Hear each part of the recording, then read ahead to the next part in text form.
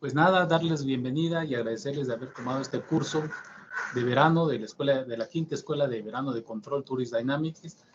En esta ocasión nos complace pues anunciarles que vamos a tener 3 cursos. Este primero, que es dedicado a filtro de Kalman, tanto desde el punto de vista de su uso como estimación de estados, así como también para su aplicación en la estimación de parámetros. El segundo curso dedicado al diseño de observadores no lineales y el tercer curso dedicado al diseño de controladores convexos.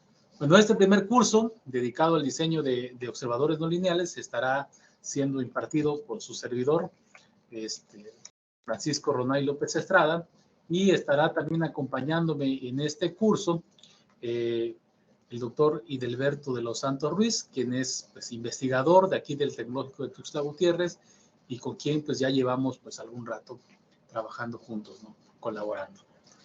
Entonces, este primer curso, el día de hoy haremos una pequeña introducción, más que nada general, hacia lo que es la estimación de estados. No tocaremos el filtro de Kalman por lo pronto, aunque la intención es precisamente de que al final del día podamos discutir del por qué la importancia del uso del filtro de Kalman y cuál es la importancia de ello, ¿no? Bueno, particularmente me gustaría platicarles cuál es la importancia de estimar estados, ¿no? Por lo general, en la industria vamos a encontrarnos con procesos donde es muy difícil de contar con una medición continua de todas las variables del mismo, es decir, a veces pues hay estados o hay variables que no podemos medir. Se me viene a la mente, tomando en cuenta la figura, un proceso bioquímico donde se tienen concentraciones, por ejemplo, de biomasa, de sustratos, y donde no necesariamente se puede medir en línea, ¿verdad? Todas esas variables. Es decir, por lo general lo que se hace es que en este tipo de procesos, por ejemplo, en un bioreactor se toma una muestra, esa muestra se lleva hacia un equipo que se conoce como cromatógrafo de gases, donde un operador especializado, pues, da lectura e interpreta los datos que le da el cromatógrafo de gases. Todo eso lleva un tiempo, pues, determinado de entrada. No se puede hacer en línea porque, pues, este equipo es muy costoso y no puede estar trabajando de forma continua. Pues no debería estar trabajando de forma continua. Y por otro lado, pocas universidades cuentan con estos equipos, pero además el no poderlo hacer en línea impediría poder diseñar un sistema de control en línea, ¿no? Entonces aquí surge la necesidad de diseñar sensores virtuales que tomen como base el conocimiento que se tiene del proceso a través quizás de un modelo matemático y con eso diseñar un observador, es decir, un algoritmo matemático que estime con base a lo que sí se conozca, con algunas señales, las variables desconocidas del proceso. Entonces de eso se trata prácticamente la estimación de estados. Y es muy común, ¿verdad? El contar con este tipo de situaciones a nivel industrial es muy común que no todo se puede medir, incluso a nivel laboratorio. Estos equipos que les menciono son muy costosos, así que pocas universidades pueden darse el lujo de contar con ellos. Y aunque se pueda hacer una medición, pues estas mediciones por lo general son fuera de línea. Y así como están esos problemas, lo podemos encontrar en robótica, lo podemos encontrar en vehículos eléctricos, lo podemos encontrar en todo tipo de procesos, la dificultad de poder medir todo en línea. Voy a cambiar de navegador por la cuestión de poder hacer anotaciones. Entonces les decía, pues si estamos hablando de un péndulo invertido simple, ¿dónde está mi pantalla? Acá. Pues estaríamos hablando de que tenemos prácticamente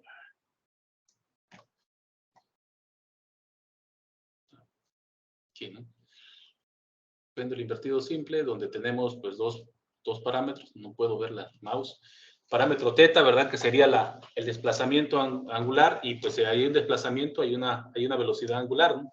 Entonces con un encoder, pues podemos ver un encoder colocado, digamos acá, podríamos medir el desplazamiento angular y alguien decir, bueno, si derivamos también podemos obtener la velocidad, ¿no?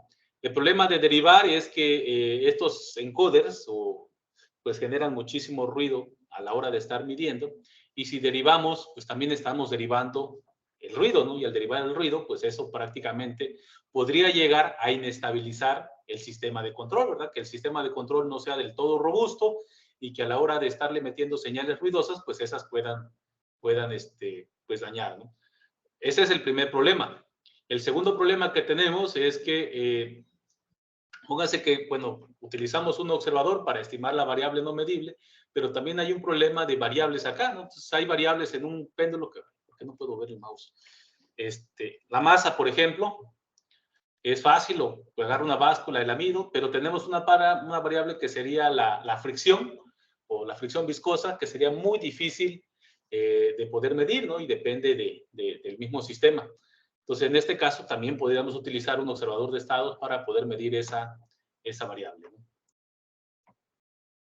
Entonces, en un péndulo, en un sistema tan sencillo como el péndulo invertido, variables que aparentemente son muy fáciles, donde tenemos solamente dos estados, pues se vuelven complicadas a la hora de estimar. Y cuando hablamos de sistemas todavía más complejos, como sería un bioproceso, pues esas variables se vuelven todavía más difíciles porque se requieren pues de modelos matemáticos muy precisos para poder diseñar, digamos, sistemas que sean pues robustos, sistemas que realmente representen y puedan, digamos, estimar esas variables que no podemos medir directamente. Algunos otros ejemplos, por ejemplo, un sistema de control, un sistema de control de vuelo de una aeronave, la estimación de la posición, la velocidad y actitudes de la aeronave son algunas que se pueden quizás medir con una IMU, con una unidad de medición inercial. Sin embargo, la posición ya no es tan fácil de medir. La actitud quizás sí, la velocidad quizás sí, pero la posición de la aeronave ya no se vuelve tan sencilla de medir. En un laboratorio, por ejemplo, de robótica, se utiliza un sistema de cámaras como la Utilitat para poder tener una medición exacta de esas posiciones, pero de nuevo, regresamos a equipos que son sumamente costosos y que pocas universidades se pueden dar el lujo de tener, ¿no? En los procesos químicos y petroquímicos, nuevamente regresamos al problema de estimación de concentraciones, ¿verdad? Hay gente aquí de CENIDET que todavía sigue trabajando, supongo, con la columna de destilación. En este caso, en la columna de destilación, pues hay concentraciones, sobre todo cuando tenemos un sistema complejo como la columna, que es de muchos platos, que resulta difíciles de tener instrumentado cada plato para poder tener una medición precisa de las concentraciones en cada una de ellas, ¿no? Pero si yo tengo un modelo, pues con ese modelo podría yo estimar las concentraciones de los productos químicos en cada uno de los diferentes platos. Obviamente, entre más platos, más complejo. En los sistemas de energías renovables, muchas veces se hace una estimación de la velocidad del viento o de la radiación solar, a pesar de que, bueno, se puedan tener sensores. Estos sensores pueden generar ruido y a través de un filtro, de un filtrado, un filtro de Kalman o a través de algún tipo de estimador, pues se puede mejorar la medición de esos parámetros.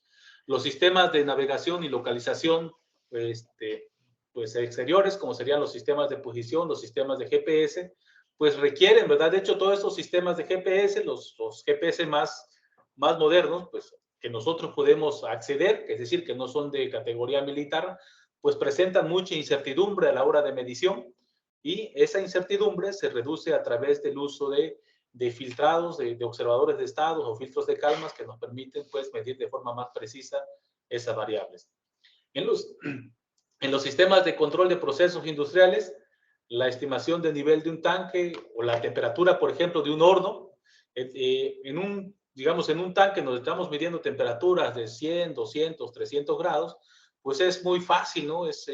Existen ya los sensores para poderlos medir, pero en un horno de fundición, por ejemplo, podría ser que esos sensores ya no puedan, de hecho no viven, ¿verdad? En un horno de fundición ya no se puede medir directamente la temperatura y a la hora de lo que hacen es que prácticamente introducen la terminal y esta termina fundida, ¿no? Es decir, la medición en línea es muy, muy compleja.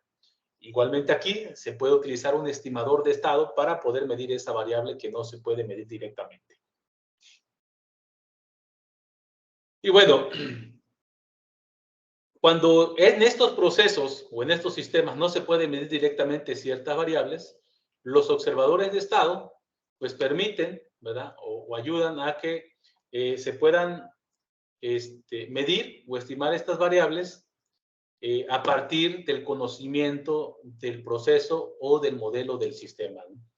La importancia de contar con estas herramientas es que, bueno, si estos estados, por ejemplo, en un péndulo invertido, en un sistema de retroalimentación muy sencillo, se requiere, se llega a requerir de todos los estados para poder hacer el control del péndulo, pues si yo tengo señales ruidosas, difícilmente voy a poder realizar un buen control y del péndulo invertido, ¿no? Entonces, en ese caso, necesito de señales más fieles, de señales filtradas, que me permitan mejorar el sistema de control y mejorar la toma de decisiones, además de poder estimar esos estados que no son medibles. Como decíamos, en un sistema, por ejemplo, como un bioproceso, donde se tienen equipos que valen millones de pesos o millones de dólares, pues el contar con un observador de estados me podría reducir considerablemente los costos, ¿verdad? El observador de estados, pues no es nada más que un algoritmo, es una ecuación que se programa dentro de una computadora, desde un sistema embebido, y que reduce considerablemente costos de instalación o costos de sensores adicionales. Además, si yo tengo estos observadores de estados, también lo puedo utilizar para hacer monitoreo y diagnóstico de fallas, ¿no? Esto es algo que ya hemos visto en otros cursos. De hecho, en la página de Turix, ustedes pueden encontrar un curso de diagnóstico de fallas basado en observadores de estado que utiliza precisamente bancos de observadores de diferentes tipos, proporcionales integrales, para poder estimar los estados del sistema. Y bueno, permite optimizar los recursos con los que contamos, ¿no? ¿Cuáles son las desventajas? Bueno, las desventajas que tiene de contar con este tipo de sistemas es principalmente, pues tiene que ver con el modelo, ¿no? Prácticamente todos los observadores de estado basados en modelos, pues requieren de un modelo calibrado.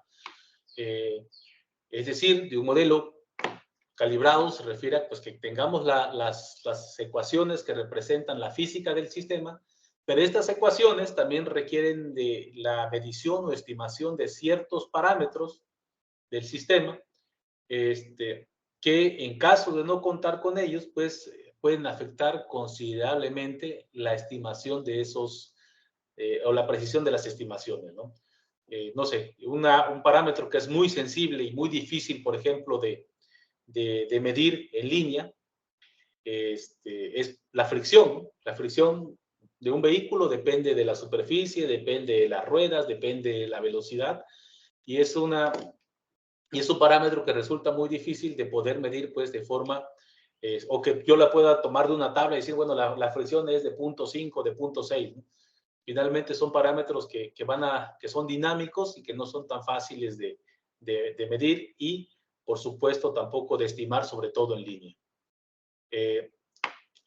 Otra de las desventajas que se requiere, pues, conocimiento previo del sistema.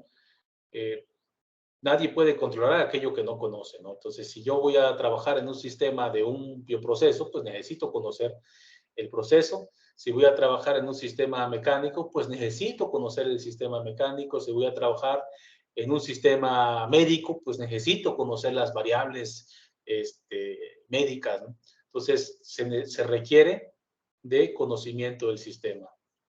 El otro es que puede haber perturbaciones, ¿no? Las perturbaciones afectan considerablemente la eficiencia de nuestros controladores, la eficiencia de nuestros algoritmos, como sería un observador de estados que no sea robusto a esas perturbaciones.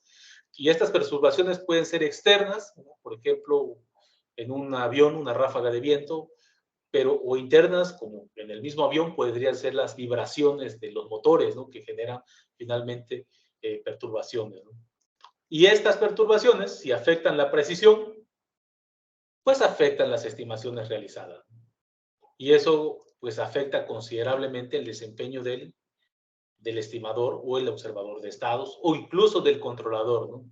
Si esto está cerrando un lazo de control.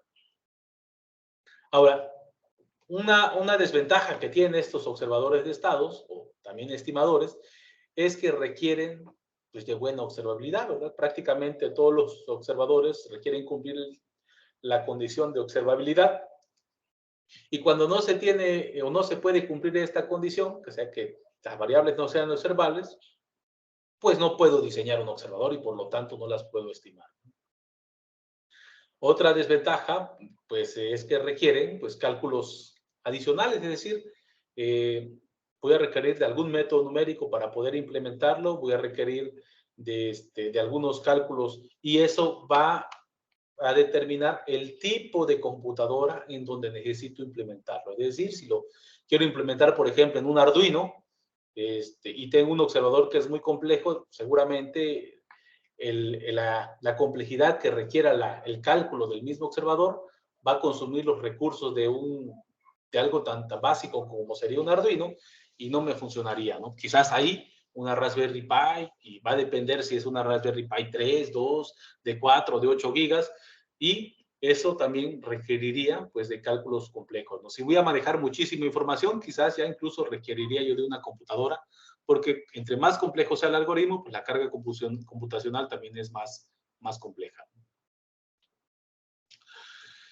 Y como decíamos, una de las características más importantes para poder diseñar este tipo de sistemas tiene que ver con la observabilidad del mismo.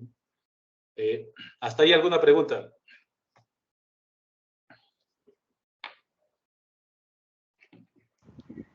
Por mi parte no. Bueno, tendría que ver con la observabilidad del sistema. ¿Todos están familiarizados? Si alguien no está familiarizado con este tipo de representación, por favor, díganlo.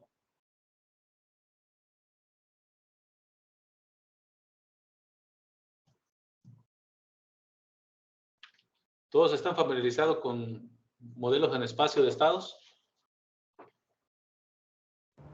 Sí, Doc, todo bien, por mi parte todo bien. Vamos a suponer que sí, ¿verdad? Esta es una representación de un sistema lineal en espacio de estados donde prácticamente tenemos un modelo matemático que representa, pues, un sistema X, ¿no? Lineal, ¿verdad? Donde X representa los estados del sistema, A y B son las matrices del sistema, la dinámica, B la matriz de entrada y C la matriz de salida. Y cuando el rango de la matriz E es menor que N, donde N es la dimensión del sistema, pues significa que no tengo todas las salidas, que no tengo disponible todos los estados, ¿no? Por ejemplo, en un péndulo invertido que tiene 2 estados, si el rango de la matriz C es 1, y yo sé que el sistema es de dimensión 2, eso significa que hay uno de los estados que no son medibles físicamente, ¿no? Entonces, en este caso, la primera pregunta es, ¿puedo o no puedo diseñar un observador de estados? Y la respuesta es depende.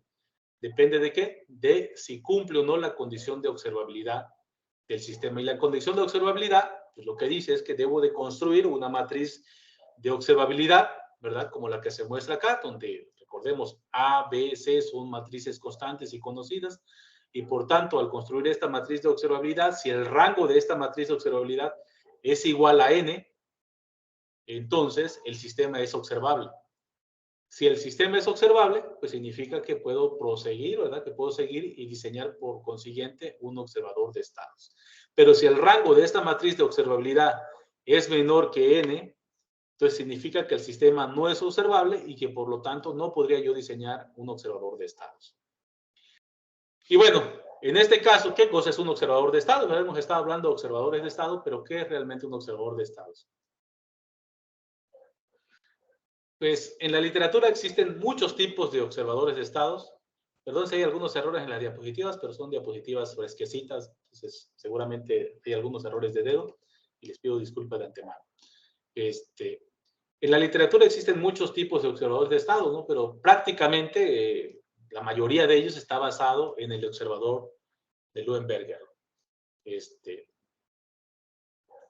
es la estructura que se muestra aquí en el pizarrón, ¿verdad? Es decir, tenemos un modelo matemático que presenta la planta, ¿verdad? La planta, pues, modelada a través de ecuaciones, en este caso un modelo lineal, y tenemos un observador que es una copia de la planta, pero incorpora además un factor de corrección del error, ¿verdad? Prácticamente lo que hace este observador es que multiplica por una ganancia la diferencia entre la salida real, es decir, la salida que me está dando un sensor real y la salida que me estaría dando, pues, el mismo observador a través de la estimación, la multiplica para tratar de reducir esa diferencia entre lo real y lo estimado al mínimo. Y cuando esa salida entre lo real y lo estimado se reduce al mínimo, esta suma prácticamente que se le está haciendo aquí es cero, y lo que tenemos en ese momento es una copia de la planta, ¿verdad? Tratamos de que este error sea tienda a cero, ¿verdad? Tienda asintóticamente, que vaya tendiendo asintóticamente a cero para que el observador sea una copia fiel de la planta. Y este observador requiere además de las entradas del sistema, ¿verdad? En el caso, por ejemplo, voy a tomar nuevamente el ejemplo del péndulo invertido. Supongamos que tenemos un péndulo invertido que se modela a través de dos ecuaciones, bueno, una ecuación diferencial de segundo orden, pues yo podría tener pues el sistema,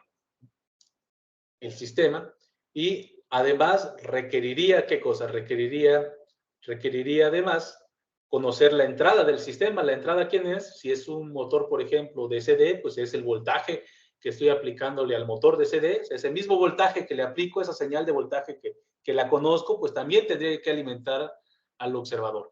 Y fíjense que esto de acá es uno de los contras que desde el punto de vista experimental se vuelve más complicado de cumplir, ¿no? Muchas veces, por ejemplo, lo que tenemos es fuerza, ¿no? De hecho, en un sistema masa, resorte, amortiguador, ¿qué es lo que tenemos? Fuerza, ¿no? Cuando lo simulamos, pues lo ponemos en Simulink, pues todo es muy bonito porque pues conocemos prácticamente todo, ¿no? Pero cuando ya lo representamos en un sistema pues ya más realista y nos damos cuenta que en realidad esta entrada es fuerza, pues lo que necesito es caracterizar también, en este caso, el actuador, ¿no? Que sería, por ejemplo, un motor. Es decir, necesitamos además otro modelo adicional que sería el modelo del actuador. Pero bueno, eso ya no correspondería a esta parte del curso, sino nos llevaríamos muchísimo tiempo. Entonces, el observador, nos quedamos con que es una copia de la planta más un factor de corrección. Y que el objetivo de este instrumento virtual, ¿verdad? Prácticamente todo esto es una ecuación, es poder lograr que la salida real y la salida estimada, pues el error sea prácticamente cero, ¿no? Y al lograr eso, lo que hacemos es que yo ya copio la planta y por lo tanto, si aquí en la planta tengo otro estado que no conozco, pues también estimo ese otro estado. También se les conoce como sensores virtuales, pues debido a eso, que es una herramienta puramente computacional. Aunque lo diseñemos en tiempo continuo, finalmente si lo implemento en un sistema embebido, pues al implementarlo, pues lo implemento de forma, utilizando algún método numérico, ¿no? El más conocido de todos, pues es Euler hacia adelante. Pero esto es algo que veremos más adelantito, ¿no? Y pues bueno, yo sé que todo el mundo ha escuchado del observador Leuenberger, pero pues ¿alguien sabe quién es Leuenberger? Este es el famoso artículo de Leuenberger, ¿no? Observer for Multivariable System. De hecho, este artículo de Leuenberger, que está basado en el filtro de Kalman, el filtro de Kalman es anterior al observador de Leuenberger, pues es un artículo que es muy conocido, muy famoso, porque sentó las bases teóricas del observador de estados. Y este artículo ha sido una referencia en el campo del control automático por décadas, ¿verdad? O sea, estamos hablando de que muchas de las variaciones que, no sé, incluso observadores no lineales prácticamente tienen esa estructura de Leuenberger, ¿no? Muchos, ¿no? No todos, ¿no? Pero, no sé, un observador proporcional integral prácticamente es Leuenberger modificado, ¿no? Un observador convexo, como el que veremos en el tercer curso, ¿verdad? También tendrá una estructura similar a este observador Leuenberger. Entonces, este artículo de acá, que sentó las bases teóricas y prácticas del observador de estado, como se le conoce ahorita del de Leuenberger, pues es una referencia, pues para muchos, no tanto en control como en el diseño de observadores. Ahí está el código QR, ¿va? Si alguien tiene curiosidad, ya el código QR lo lleva directamente el artículo de SciHub, para que se lo puedan descargar, y si tienen curiosidad ahora sí que de rascarle un poquito a la historia del control automático, pues leerse este artículo.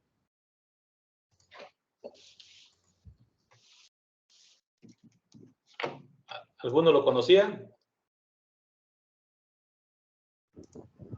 No, yo no. Todo el mundo ha escuchado, ¿verdad? Vienen todo, en algunos libros ni siquiera le llaman observador de Leuenberger, en algunos libros más, nomás le llaman observador de estados, pero pues prácticamente es esto, ¿no? Y Leuenberger. Pero ¿quién fue Leuenberger, no? Ahí para hacer un pequeño, ¿quién es más bien? ¿Quién es? todavía vive y todavía trabaja. Pues Leuenberger pues es un destacado ingeniero y académico en el campo del control automático. Nació en 1937. Obtuvo su doctorado en ingeniería eléctrica en la Universidad de Stanford en 1963. ¿De cuándo es el artículo? Del 66, o sea que prácticamente esto fue ya después de su doctorado. Y es profesor de Ingeniería y Ciencias de la Computación de la Universidad de Stanford, ¿no? Ahí trabaja Leuenberger, ¿no? Si alguien quiere meterse a la página de la Universidad de Stanford, pues ahí lo van a encontrar, ¿no? Algunas cosas importantes, este es pequeño paréntesis, pues yo creo que sí es importante que pues, conozcamos no solamente la base matemática, la base teórica, sino también saber a quién se le ocurrió, ¿no? O sea, cómo nació pues este observador. Pues proporciona una herramienta fundamental para la estimación de estados no medibles de un sistema de control, del observador Leuenberger. Mejora el diseño y rendimiento de los sistemas. Recuerden que antes de eso ya teníamos el filtro de Kalman, ¿no? El filtro de Kalman lo que hacía era tratar con el problema de ruido, pero el filtro de Kalman todavía no era utilizado como un estimador de estados no medibles, ¿no? Eso ya vino después. Bueno, Kalman también, pues hay una variación enorme, ¿no? O sea, ahorita hay un montón de variaciones del filtro de Kalman que los más conocidos pues son los que vamos a ver en este curso, ¿no?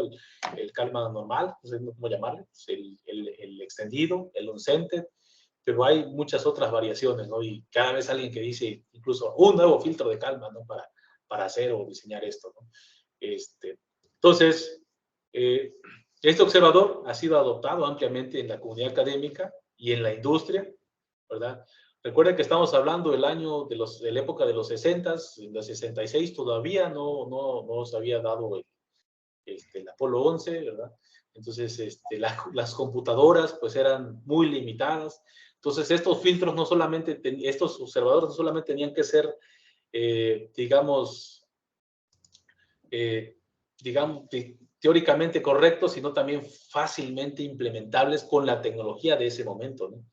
Y por eso es que su contribución es todavía mayor, puesto que las aportaciones que tuvieron tanto en el desarrollo de lo que sería el control automático, así como la parte de la industria, pues son amplias y fueron muy novedosas, ¿no?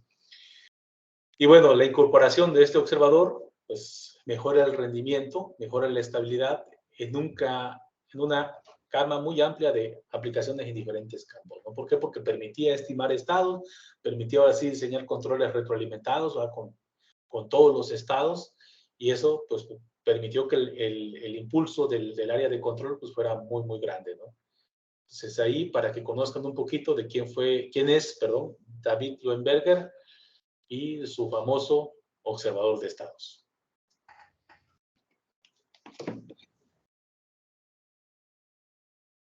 ¿No lo conocían? Pues ahí está. ¿Quién está conectado por acá de la gente del CENIDET? ¿Hay gente del CENIDET conectados? Sí. Sí. Ah, qué bueno, ¿eh? Qué bueno que se conectaron. Sí. Para los que no son del sistema TecNM, les comparto que estamos de vacaciones, así que por eso es que estamos ya, por así que ahora sí dando el extra, ¿no? Pero bueno, es con muchísimo gusto para todos ustedes, ¿no? Y bueno, vamos a recapitular, vamos a ver cómo diseñar un observador de estados Leuenberger, ¿verdad? Porque pues prácticamente, les decía, la base del diseño de sistemas de observadores pues está basado en este famoso artículo, ¿no? Y bueno, retomamos recapitulando un sistema de este tipo, ¿verdad? Un sistema de este tipo que no es nada más que un sistema en espacio de estados lineal, ¿verdad? Hago énfasis en la parte lineal. Y el observador de Leuenberger, pues eso es una copia, ¿no? Prácticamente tenemos aquí una copia del sistema. Entonces, si nosotros comparamos este sistema con este de acá, pues vemos que es prácticamente lo mismo, exceptuando que el sistema copia ahora tiene una capita, ¿verdad? Una capita que indica que, o un gorro, que indica que pues es una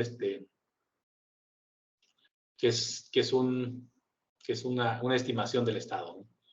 Entonces, este observador que tenemos aquí, pues que es una copia, cuenta además con un término extra, que es un término de corrección del error, ¿no? Entonces, Este término de corrección del error que multiplica por una ganancia L, que es la ganancia del observador, la diferencia entre las salidas reales que nos dan los sensores, ¿verdad? Las salidas que sí podemos medir directa o indirectamente, y hago énfasis indirectamente porque muchas veces se miden ciertos parámetros y con ciertos estados, ciertas variables, y con eso prácticamente se hace algún cálculo para medir o estimar lo que realmente uno quiere. La cuestión es que hay una medición de esa variable, ¿no? Y las variables estimada del sistema. Entonces, este es prácticamente el error de estimación, ¿verdad? Si yo por acá reduzco esta C por X y esta C por X, pues me quedaría, ay, ¿por qué no puedo ver mi mouse? Aquí, perdón, C por X menos C por X estimada, pues sería igual a C por X menos X estimada, que esto es nada más que C por E, ¿verdad? Donde no puedo ver el mouse. C por E, que no es nada más que el error, ¿verdad? El error de estimación que se define como la diferencia entre los estados reales y los estados estimados. Entonces, el reto aquí es lograr que esa ganancia L o esa ganancia del observador converja asintóticamente a cero, ¿verdad? Es decir, que se vaya a cero a pesar de que pues se tenga pues, a pesar bueno, no a pesar, no, que calcular la ganancia L tal que esta diferencia converja asintóticamente a cero. Es decir, que el sistema en lazo cerrado, el cual está definido como A menos LC, sea negativo. Voy a regresarme tantito por acá para hacer un poquito de énfasis en esto, sobre todo porque tenemos estudiantes también que son de licenciatura y que quizás algunas de estas cosas les resulten nuevas. Déjenme borrar todo esto que era para ver si funcionaba. Si funciona. Entonces, borramos. Bueno, entonces, ¿qué decíamos? Tenemos un sistema en espacio de estados A por X más B por U. Para hacerlo más delgadito. No sé. A por X más B por U. Y Y igual a C por X, y tenemos un sistema al que vamos a llamar observador de estado, que es X estimada, que indica que es estimada, ¿verdad? La capa, A por X estimada más B por U, y hasta ahí lo que tengo es una copia del sistema, ¿no? Más una ganancia que multiplica la salida real menos la salida estimada del sistema, donde la salida estimada del sistema pues es C por X capa, ¿no? El error de estimación se define como X menos X estimada, y lo que se busca es que el límite cuando T tiende a infinito del error tienda prácticamente a cero, ¿verdad? Que el error de estimación se vaya haciendo cero cuando T tiende a infinito, ¿no? Entonces, para lograr eso, pues derivamos el error, es decir, si yo derivo el error a la izquierda, pues derivo por acá, ¿verdad? Punto que indica la derivada del error, menos X punto que indica la derivada de esta variable X, menos X capa punto que indica la variable de esta, a la izquierda y a la derecha, pues esto se viene convirtiendo en A por X más B por U, que sería X punto, y por acá tengo X capa punto, que sería menos A por X capa, menos B por U, menos L, que multiplica Y, menos Y estimada, ¿no? Entonces, por acá puedo factorizar las A, ¿verdad? La A la factorizo como X menos X capa, factorizamos a la izquierda, y la BU se va con la BU, ¿verdad? Prácticamente se elimina, y me queda nada más menos L, que es C por X, que es Y, ¿verdad? C por X menos Y estimada, que es C por X estimada. Y ahora, pues, puedo factorizar, bueno, vamos a hacerlo para aquellos chavos de licenciaturas que estén conectados, sobre todo, menos L, factorizo ahora la C, ¿verdad? La factorizo también aquí y me queda X menos X estimada, ¿no? Y en este caso, pues ya que tenemos eso, pues la E la tengo definida aquí, y por lo tanto, esto se convierte en A por E menos L por E, LC por E, y esto es lo que se vuelve como A menos LC por E. Entonces, esta se vuelve la ecuación del error, ¿verdad? Y lo que queremos es que este error converja a cero, quiere decir, para que esto se vuelva a cero, que bastaría suficiente con encontrar una matriz L tal que los eigenvalores de A menos LC sean negativos, ¿verdad? Si los valores son negativos, pues lo que vamos a garantizar es que el error de estimación del observador, pues converja asintóticamente a cero.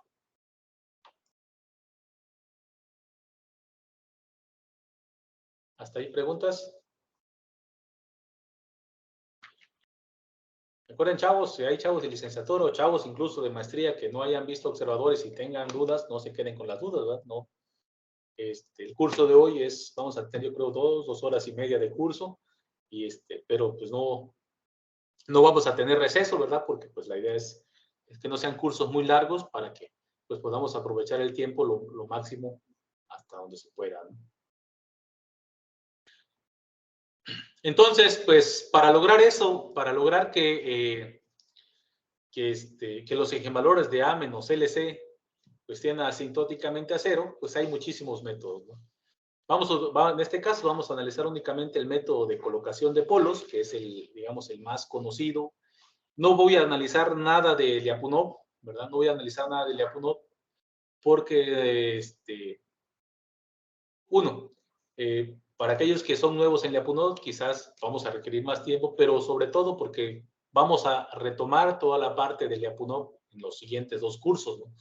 Y pues para que tampoco se me espanten, pues vamos a analizar lo más sencillo posible, porque la intención del día de hoy es dar una introducción hacia lo que son observadores de estados para poder entrar ya de lleno y entender por qué la importancia del filtro de Kalman y sus variaciones, ¿no? Entonces, cuando trabajamos con el método de colocación de polos, que es el más sencillo de trabajar para el diseño de un observador de estados, lo que hacemos prácticamente es que a este sistema que tenemos acá, A menos LC, lo igualamos hacia una ecuación característica, ¿no? En este caso, supongamos que una ecuación característica factorizada con n número de polos, como se muestra en la siguiente gráfica, ¿no? Esto de acá, pues al despejar, lo que voy a tener, cada uno de las raíces de estos polos, S va a ser igual a menos P1, S2 igual. Todo lo que voy a garantizar es que estos sean prácticamente negativos, ¿sí? Tengo polos negativos y que por tanto, pues el observador de estados va a converger hacia el valor donde yo lo quiero llevar, ¿verdad? Que los valores de los eigenvalores del sistema sean negativos, significa que el observador converge asintóticamente a cero y que por tanto estaríamos diseñando pues un observador de estados pues funcional, ¿no? Doctor, disculpe, no sé si soy solo yo, pero sigo viendo el whiteboard. Ay, perdón. Se me olvidó regresar, dejar de compartir. Pantalla de estos detalles, por favor, díganme. Acuérdense que bajamos en vivo y...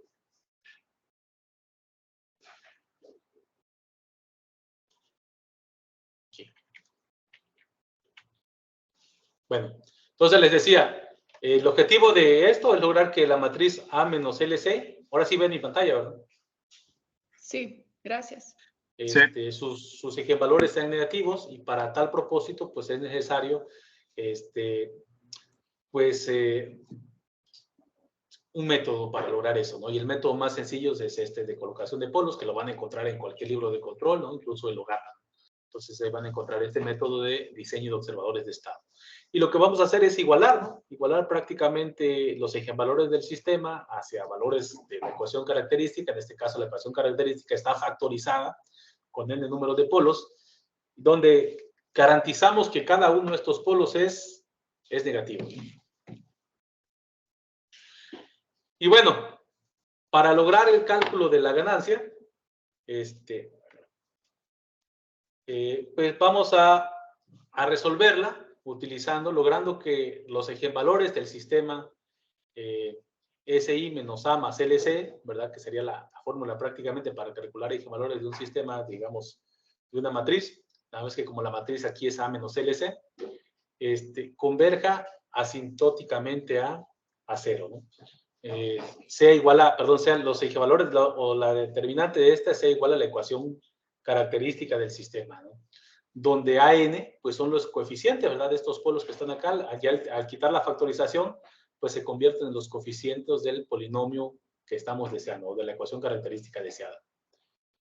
Y finalmente, una vez que hemos logrado esto, pues lo que tenemos que hacer es verificar la estabilidad del observador, de Leuenberger.